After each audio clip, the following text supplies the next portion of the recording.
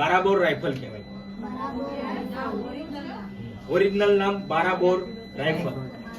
બીજી બી એપ્લિકેશન એટલે કે આપણે અત્યારે મોબાઈલ વાપરીએ પણ મોબાઈલમાં નેટ ના હોય, કોઈ જંગલમાં આ ફોનનો ઉપયોગ કરવો હોય તો જંગલમાં આપણો ફોન ના ચાલે, અથવા આ બાજુ આવો બધા કોઈ ડુંગર હોય અહીંથી ગાંધીનગર ડાયરેક્ટ કોન્ટેક્ટ કરવો હોય, દાહોદ કોન્ટેક્ટ કરવો હોય, કોઈ બી કોન્ટેક્ટ કરવો હોય તો આ વાયરલેસ શાખા હોય ત્યાંથી અમે ડાયરેક્ટ કોન્ટેક્ટ કરીએ. જો બોલે છે ને તો અમને ડાયરેક્ટ બધી માહિતી ખબર પડી જાય કે ભાઈ અહીંયા આવો બનાવ બન્યો છે, તો તાત્કાલિક પોલીસ સ્ટેશનની પોલીસ ત્યાં ભેગી થઈ જાય. જિલ્લામાં ગમે ત્યાં બનાવ બને તો એને કહેવાય VHFની ઓફિસ છે અમારે. અહીંથી માહિતી આપવાની હોય બહાર કોઈ બી જગ્યાએ. VHFનું ફૂલ ફોર્મ પોલીસ સ્ટેશનના ઓફિસર હોય ને, પોલીસ સ્ટેશન કે તમારે કોઈ બી ફરિયાદ નોંધાવી હોય કે કોઈ આપણને કોઈ બનાવ બન્યો હોય તો અહીંયા સાહેબ બેઠા હોય પોલીસ સ્ટેશનની, અને અહીંયા સાહેબનું ઓફિસનું અહીંયા નામ છે, અહીંયા લખી છે PH મહિલા હેલ્પ ડેસ્ક અથવા પોલીસ સ્ટેશન ઓફિસર.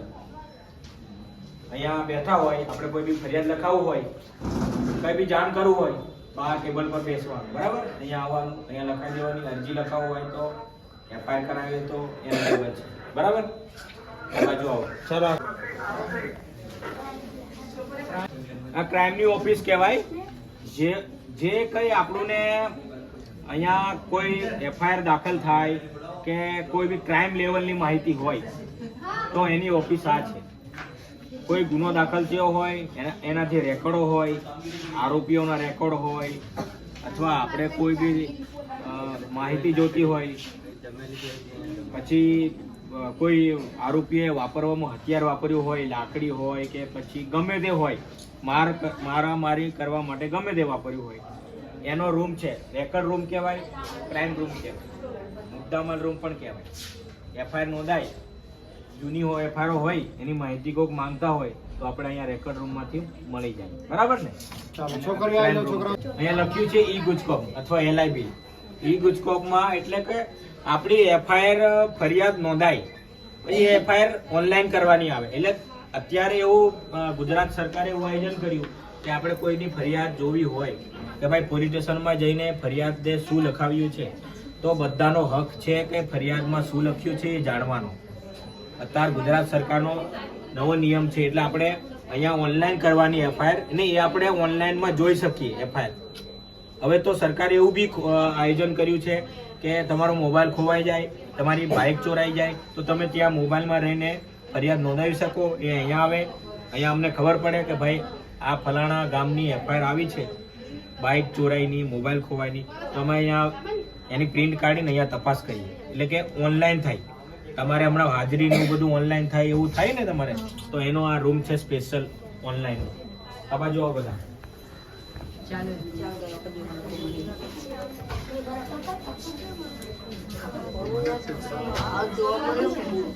આ રૂમ તો અહીંયા શું વાત થાય? એકાઉન્ટ એટલે શું? હે?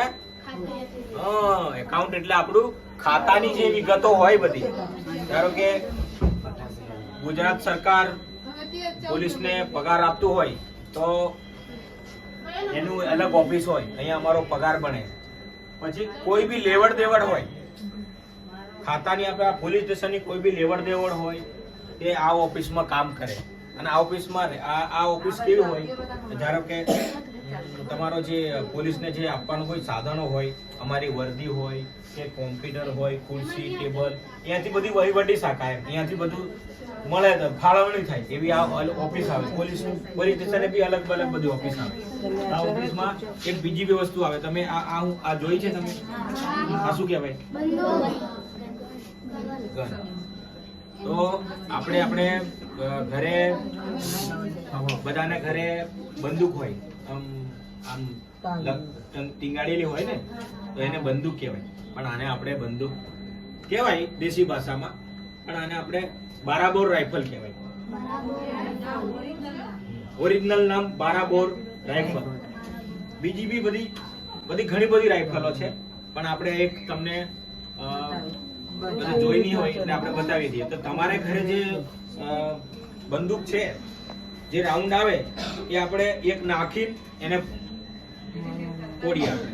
તો આમાં કેવું ઘણા બધા રાઉન્ડ આવે.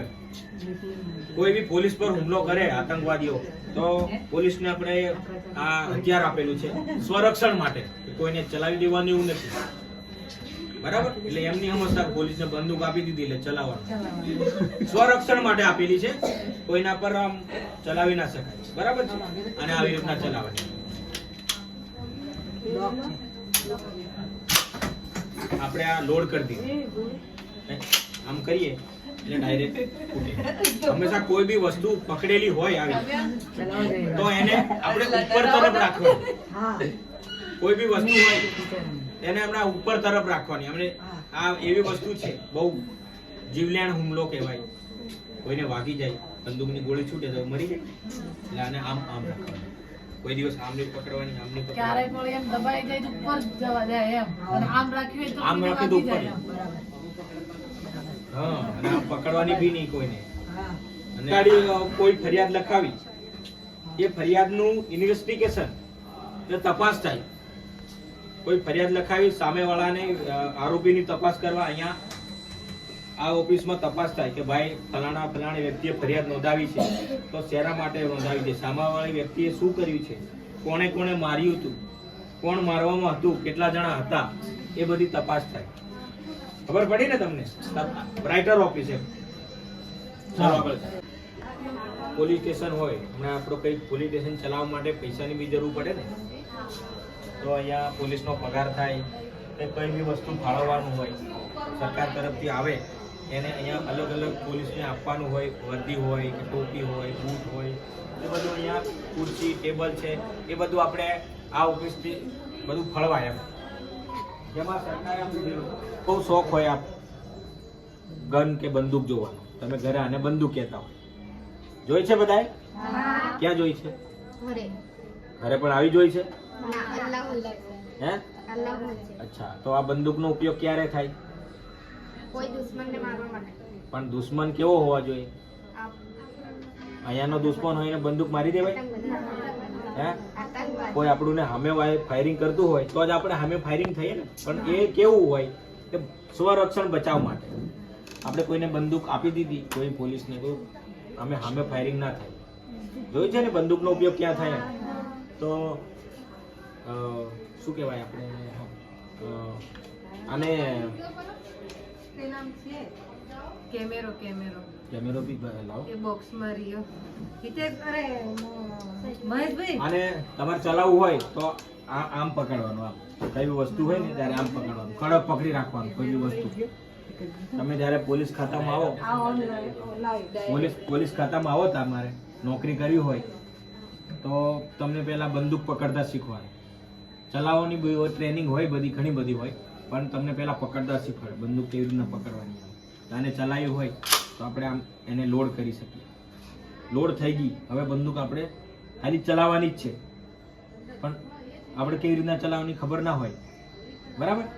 એવી લોડ થઈ હવે અહીંથી ગોળી છૂટે. જેમ આપણે ઘરે તમારે બંદૂકો હોય ને એવી જ બધી રાઉન્ડો આવે, પણ એમાં એક કરતા વધારે આવે. કોઈની સામે તાકે ને તો એ બી ગુનો દાખલ થઈ શકે. ખાલી બી ઓમ કરીને અત્યારે સરકારે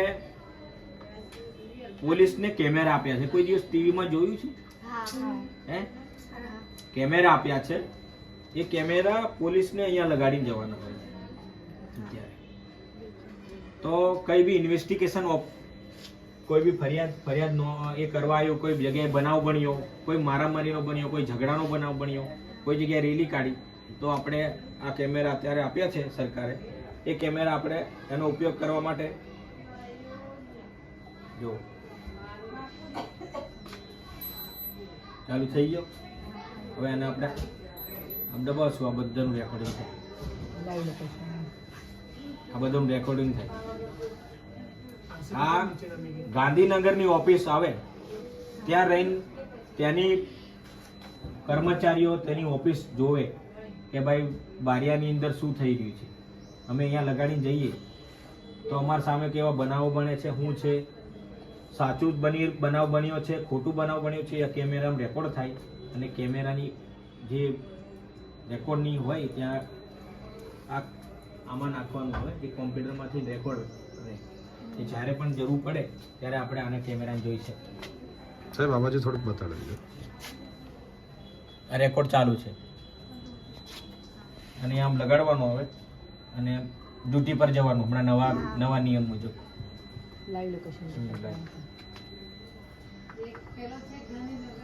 અને આ સીધો સીએમ બી જોઈ શકે, મુખ્યમંત્રી બી જોઈ શકે. આ સ્પેશિયલ સાહેબ માટે ફાળવેલો હોય. અમારે કંઈથી બહાર જવાનું હોય તો સાહેબ બી અહીંયા લગાડી દે. અમને બી બધા લગાડવા આપેલા હોય, લગાડીને જવાનું. એટલે કોઈ બી કઈ જગ્યાએ સામે કોઈ બનાવ બનતા હોય તો આનો ઉપયોગ કરી શકે. અને નવી સરકારે આ આયોજન શું કર્યું છે, આ શું કહેવાય, નવી જે ટેકનોલોજી છે ને એનો ઉપયોગ અત્યારે થાય છે પોલીસ સ્ટેશનમાં. તમારે કોઈ બી જગ્યાએ જોવું હોય, પોલીસ તમને કોઈ પૂછે તો તમારે આ પરીક્ષામાં બી આવા પૂછાય. અત્યારે કોઈ બી પરીક્ષા આપો એક્ઝામ તો આવું પૂછાય.